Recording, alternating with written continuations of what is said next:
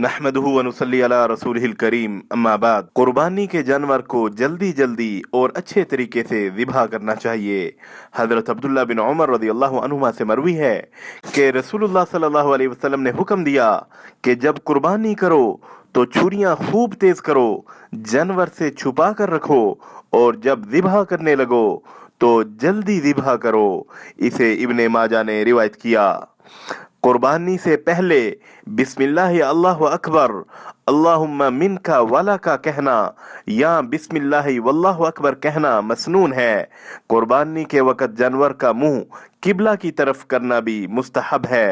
हजरत अनस रज़ियल्लाहु अन्हु फरमाते हैं कि रसूलुल्लाह सल्लल्लाहु अलैहि वसल्लम ने 2 सफ़ेद और काले रंग के और सींगों वाले मेंढे अपने हाथों से ज़िबा किए। मैंने देखा कि आप सल्लल्लाहु अलैहि वसल्लम अपना पांव उसकी गर्दन पर रखे हुए थे और बिस्मिल्लाह अल्लाहु अकबर पढ़कर अपने हाथ से ज़िबह फरमा रहे थे। इसे बुखारी और मुस्लिम ने रिवायत किया। ऊंट की बाईं टांग बांधकर खड़े खड़े ज़िबह करना चाहिए। हजरत जाबिर रज़ियल्लाहु अन्हु से रिवायत है कि नबी सल्लल्लाहु अलैहि वसल्लम और आपके सहाबा किराम रज़ियल्लाहु अन्हुम ऊंट को इस हालत में ज़िबह करते कि उसका बायां पांव बंधा होता और वो बाकी 3 पांव पर खड़ा होता। इसे अबू दाऊद ने रिवायत किया।